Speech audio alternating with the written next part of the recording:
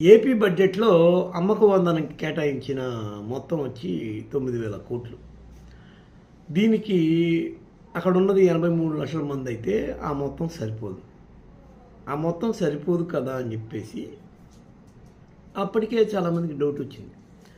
ఇప్పుడు ఈ మొత్తము ఎలా అడ్జస్ట్ చేస్తారా అని జెప్పి ఎదురు చూస్తున్న చాలామందికి ఒక అనుకోని వార్త వాళ్ళు గుర్తించారో లేదో.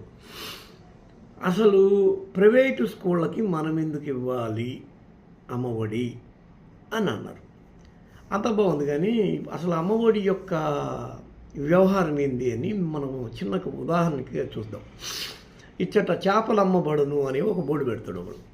ఇచ్చట కాకపోతే ఎచ్చట అమ్ముతావరా నాయన, ఇచ్చటే కదా అది, దాన్ని ఇచ్చట కొట్టి అని అన్నారంట. చేపలు కాకపోతే ఏమో అమ్ముతున్నావురా అన్న అంట. చేపలు అమ్మబడును అని అనగానే సరే చేపలు కంటికి కెట్ట కనిపిస్తున్నాయి కాబట్టి చేపలు కొట్టి అన్నారంట. అమ్మకుండా కొంటావా? అమ్మబడును అనే బోర్డు చూశాక, లైన్ చూశాక అన్న అంటవాడు మొత్తం కొట్టేశారంట. లాస్ట్కి అక్కడ ఏం లేదంట. ఇప్పుడు అమ్మఒడి డబ్బులు ఏం చేస్తారండి జనరల్గా? అమ్మఒడి డబ్బులు ఏం చేస్తారంటే ఆ పిల్లలు ఎవరైతే ఉన్నారో వాళ్ళని తీసుకుపోయి ప్రైవేటు స్కూళ్ళలో, ఇప్పుడు గవర్నమెంట్ స్కూళ్ళకి అమ్మఒడి డబ్బులు ఎందుకు ఇవ్వాలి? అక్కడ ఫ్రీయే కదా, ఫీజులు లేవు కదా.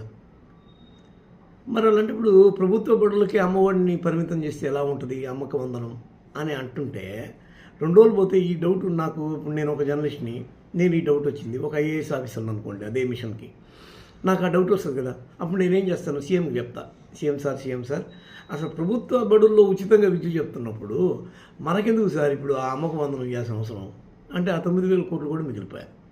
నేను ఇందాక చెప్పా కదా, ఇచ్చట చేపలు అమ్మబడునని బోర్డు రాయడం ఎలాగో ఈ అమ్మక వందనం డబ్బులు దాన్ని ముందు ప్రభుత్వ బడులకే పరిమితం చేద్దామని, ప్రభుత్వ బడులకు ఎందుకు చేయాలా ఇప్పుడు? సరే, దానిలో ఇంకో క్లాస్ కూడా ఉంది, సబ్ క్లాస్.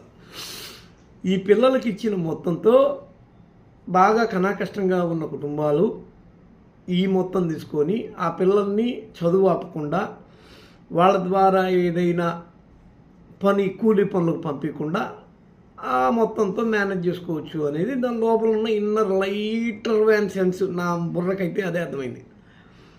అయితే బాల కార్మికులు అనేది పంపించినా కానీ తప్పే, ప్రాబ్లమే, అది పంపించకూడదు. ఇప్పుడు వీళ్ళు అనేది ఏంటి అంటే మరి అలాంటప్పుడు అసలు అక్కడ క్లాసే లేదు, ఆ అవసరంలా, వాళ్ళకి డబ్బులు ఎక్కర్లా. ప్రభుత్వ బడులు ఉచితంగా చెప్తున్నప్పుడు అక్కడ ఏమన్నా ఫీజులు వసూలు చేస్తున్నప్పుడు అక్కడ వాళ్ళకి ఆ మొత్తం కట్టుకోవడానికి ఇబ్బంది కాబట్టి వాళ్ళ స్కూల్ మానిపిస్తారు కాబట్టి అప్పుడు వాళ్ళకి అమ్మకు వందనం డబ్బులు ఇవ్వాలి అనేది ఒకటి ఉంటుంది. అసలు అక్కడ ఏం లేదు కదా, అంతా ఫ్రీయే కదా. అలాంటప్పుడు అమ్మకు వందనం మాత్రం ఎందుకో? ఇది వచ్చే రోజుల్లో ఈ పాయింట్ కూడా రైజ్ అయ్యే అవకాశం ఉంది. ఇది క్రిస్టల్ క్లియర్గా మనకు కనిపిస్తున్న ఒక వ్యవహారం. అసలు అమ్మక వందనం అసలు బేసిక్గానే చంద్రబాబు అన్న కామెంట్ ఏంటంటే ప్రభుత్వ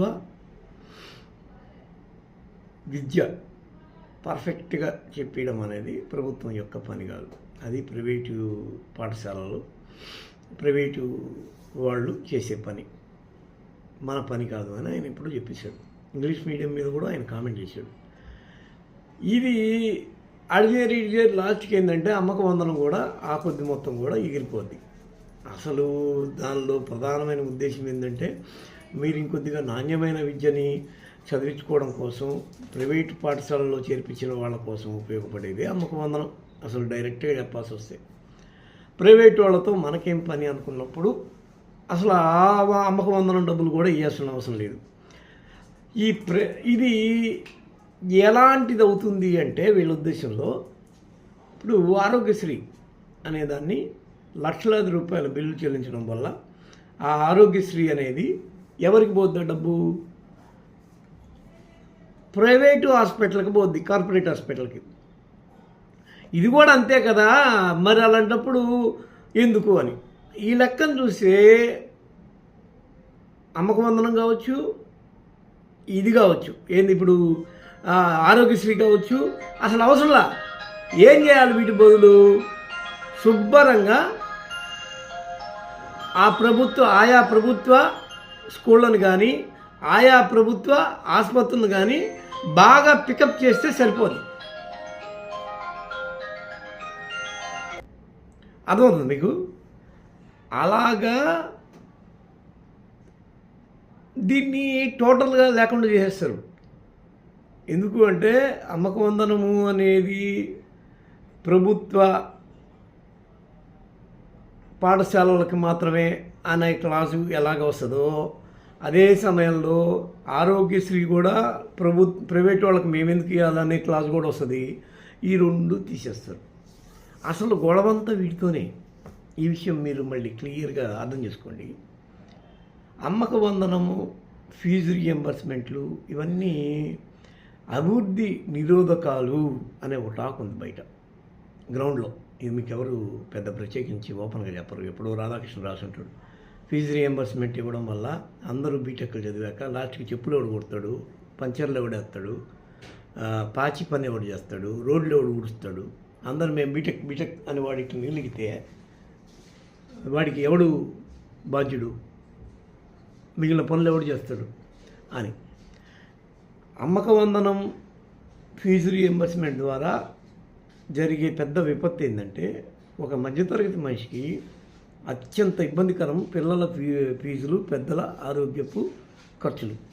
ఈ రెండు 25 లక్షల వరకు ఆరోగ్యశ్రీ ఇక్కడ ఇచ్చాక ఎంత కొన్ని కోట్ల రూపాయలు సరే విదేశాల్లో కూడా నువ్వు చదువుకోవడానికి స్కోప్ ఇచ్చాక మధ్యతరగతి మనిషి యొక్క బర్డెన్ అనేది పూర్తిగా తగ్గిపోయి సమస్య పోద్ది.